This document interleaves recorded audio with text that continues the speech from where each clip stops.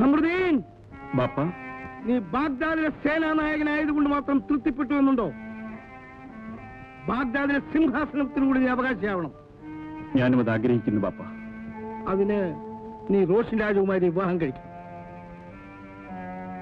രാജാവിന്റെ പ്രീതിയും വിശ്വാസവും നീ സമ്പാദിച്ചു കഴിഞ്ഞു. നീ രാജകുമാരിയുടെ സ്നേഹമാണ് നീ സമ്പാദിക്കേണ്ടത്. ഞാനതിന് ശ്രമിക്കുകയാണ്. പക്ഷേ എന്ത് പക്ഷേ? ഒന്നുമില്ല. ആദ്യമൊക്കെ രാജകുമാരി ചിലപ്പോൾ നിന്നോട് അടുപ്പം കാണിച്ചില്ല എന്ന് വരും. നീ രാജകുമാരിയുടെ സ്നേഹം പിടിച്ചു പറ്റുകയാണ് വേണ്ടത്. അതിനാരെങ്കിലും എതിരായിട്ട് നിന്നാൽ നിന്റെ വാളിന് വേണ്ടത്ര മൂർച്ചയുണ്ടെന്നവരെ മനസ്സിലാക്കണം.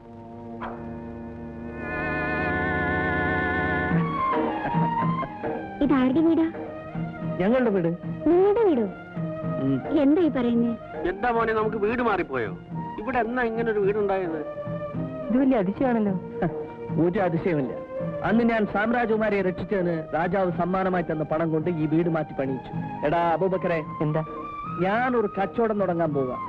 കടക്കാരുടെ കയ്യിൽ നിന്നും ബാപ്പയുടെ കട തിരിച്ചു വാങ്ങിച്ചു. ഒരു തുണിക്കട തുടങ്ങാം. അവിടെ നിനക്കും ഒരു ജോലി തരാം.